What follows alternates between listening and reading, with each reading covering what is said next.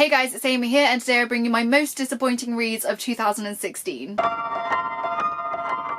So I really enjoy watching these kinds of videos. Like, I know on BookTube we're very much about sharing the love of books, but sometimes you have a bit of a hate and it niggles at you and you just need to share that hate. Like, you just need to get it out in the world that you disliked a book and it was really disappointing to you. So that is what we're going to do today. If any of these books happen to be your all-time favourite books, I am sorry, but I just didn't enjoy them. Obviously you guys know I'm not doing it in a malicious way, and we are all still friends here. We all have great discussions, and so you all know that not everyone can love every single book. Let's chat about some that I hated in 2016. We'll start with books that I don't actually own copies of anymore because most of them I gave away. First one is The Alchemist by Paolo Coelho. I'm not sure how you say his name. That book was just the most preachy, like, overwritten story for, like, I think if you read it when you were a child and you hadn't really read a lot of other things, then maybe it would be like an enlightening thing to you. The message of it was so in your face, like it was so obvious what they were trying to do, and it just didn't work very well. It basically tells the story of like a shepherd boy who travels across the lands and he's aiming to get to Egypt to find treasure, but the whole time he is like encountering obstacles and he's trying to like fight his way through and discovering things about himself, and it's just all very like bleh. Like I didn't like it at all. I seem to remember when I mentioned it in my wrap-up video for whatever month I read it in that a lot of people had the same feeling on that one, so we're not alone. Next we have one that was more disappointment rather than hate, because I have a feeling a lot of people would like it if they were more interested in the topic. It was Is Everyone Hanging Out Without Me by Mindy Kaling. Like, I read this because I like Mindy Kaling in the TV show that she's in, which I can't quite remember the name of now, The Mindy Project, that's it. I really like that. I'd never seen her in The Office, which is what this book focuses on a lot. Like, I'd never seen that, so I didn't really know a lot of what she was talking about. She talks a lot about kind of like Hollywood and like fame and being famous and how great it is, and it just all came across as like very pretentious, and I just didn't really like her like voice in it. Like, it didn't feel like very relatable at all in any way, and I just didn't find her funny either. Like, it was just a real disappointment because I had that book on my wish list for such a long time, and when I eventually like shelled out the money for it, I was just hugely disappointed. So yes, that's probably my most disappointing read of the year, to be honest. Next we have Life After Life by Kate Atkinson. I didn't enjoy this one whatsoever, probably because it has that way of writing where it is like a story but like loads of different storylines in the same story of the same people, if you get what I mean. So Life After Life is like one person, one woman, and it's like her life loads of different ways, and it just goes on like that. Way too confusing for me. I just struggle to follow plot lines that like tangle themselves up like that and have loads of different characters and loads of different names and loads of different like routes and like outcomes of like different things. Like, I struggle to follow and remember what had happened kind of before that. The plot and all of it all just seemed quite pointless, and the whole kind of crux of this thing was that the main character was killing Hitler, and it was all just really strange. I didn't enjoy it at all, and yeah, I have a feeling that's actually one that a lot of people do like, but because I have read a lot of like World War II fiction this year, like that was definitely like the lowest of the whole bunch of books that I had read. Moving on to the ones I actually do still own. I don't know why I still own them. I think I need to send them to the charity shop as soon as possible. Firstly, we have Let's Explore Diabetes with Owls by David Sedaris. This was another one that I was really excited for because I'd never read any David Sedaris before, and loads of people had said that he was really funny and it would be really great, and yeah, excitement, but no, I did not find him remotely funny. His humour was just borderline offensive, like, and not in a funny way, because like I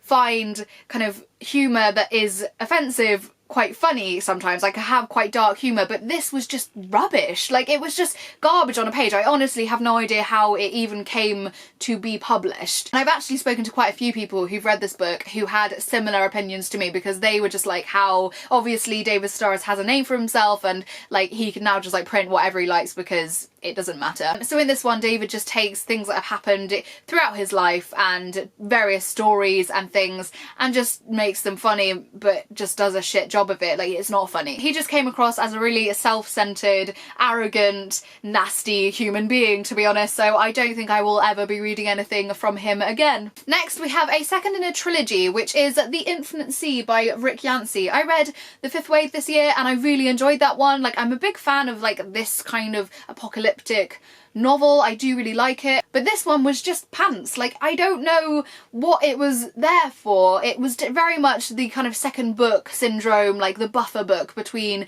books 1 and 3, although I haven't read book 3 because this one I hated so much I don't think I really even want to continue on to The Last Star, which I think is the final book. If you've read The Last Star and you think I should push through and continue it, because I do own it so I could read it, if you've read it and you think that I would enjoy it, let me know and maybe I will read it. As I said, this is an apocalyptic kind of trilogy. It follows the story of a girl named Cassie and like her fight to try and find her brother. Like, the world has been overtaken by like an alien force and stuff. It was like a good premise, but this one just like went like from up here at the 5th wave to like crashing down. It was really, really not enjoyable. Next we have The Last Illusion by Porochista Kapoor. This one again I was so excited for, but no, it was rubbish. This one was bad on so many points. I don't even know where to begin. It poorly handled mental health, it poorly handled eating disorders, it was really insensitive to the like event, you know, the catastrophe of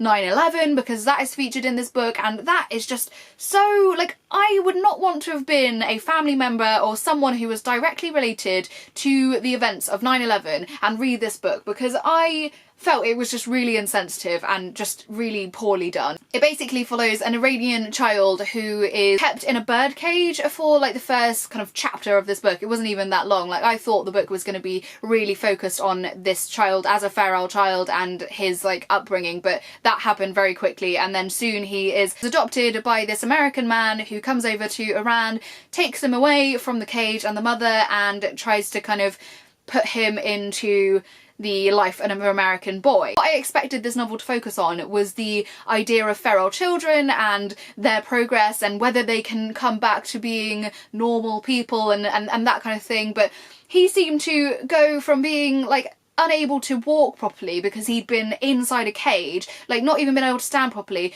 to being like fully functioning, fully walking properly. The only thing that seemed to hint at his life in a cage for 10 years was the fact that he liked to eat like bird seeds and insects sometimes. He also had like a fascination with wanting to fly, but other than that, like, it was just a really, like, it was like this author wanted to fit so many ideas into the book and just crammed it all in. His relationships with people were really weird. Like, he had some really strange relationships with women. Like, he had this really weird kind of perception of like women and like obesity, and like there's one woman who's really obese and there's one woman who's like basically not eating at all, and it all is all handled really, really poorly. Like, I couldn't believe it when I was reading it, to be honest. It was just a really, really bizarre book. Really love to know if you've read this book and what you thought of it, because from looking at Goodreads, like, a lot of people had the same opinion of me and thought this was also very, very bad. My final most disappointing book is The Wander by Emma Donoghue. This is the same author who wrote Room. I really enjoyed that book. It is a completely different kind of story to this one, and this one was just really not my cup of tea. I have a feeling though that maybe this is for other people, you know, it's not a badly written story, it's just an extremely dull story. This one follows a English nurse as she is sent over to Ireland to monitor a young girl. Family is claiming that she hasn't eaten for 4 months and that she is basically just living off of the like love of the Lord and being a very, very devout Christian child. This book was so boring. It was so slow. It took a good like 200 pages or so before you even found out how this girl was sustaining herself and how she was managing to stay alive for all this time. It just took way too long for that to happen. Like, at that point the book then picked up and some somewhat exciting things happened, but really it was more the fact that the rest of the book had been so dull that those things looked somewhat exciting when really they weren't very exciting. It was incredibly repetitive. This nurse, she goes from her like inn in the village and to the house of this girl every day, every 8 hours she goes back and forth to do these shifts of watching her, and it's just non-stop and it's so dull. It also had a really gratuitous romance story that was just like thrown in there between the nurse and this like journalist who comes to like report on the girl. It was cringy. It was just not, no, I don't know, I didn't really like it at all. It also kind of led me down like these weird paths that made me feel like it was going to take a different turn than it did. Like it had a lot of discussions of like fairies, like a lot of the people in this village were like discussing, you know, putting something out at night to make sure the fairies are warded off, and doing certain things so that you didn't get like attacked by the fairies, which made me like believe, oh, is this book gonna get like, is it gonna take a turn where this girl is like mystically being fed by some fairy people or something, and is it going to become more of a fairy story, and is that what it's going towards? But no,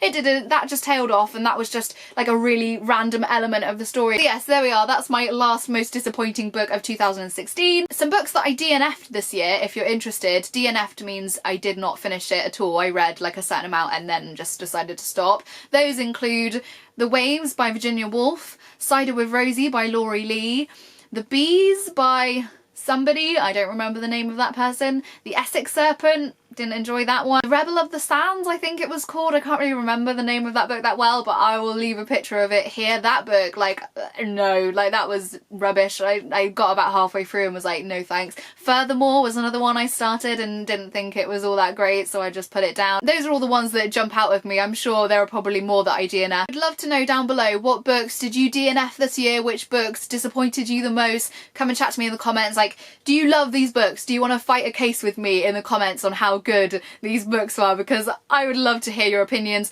As I said before, I'm not here to offend anybody. If these are your favourite books, I'm really sorry. As always, I will leave links to Facebook, Tumblr, Twitter, everything I've mentioned today down below. I hope you're all having a fantastic day, and I will see you soon. Bye!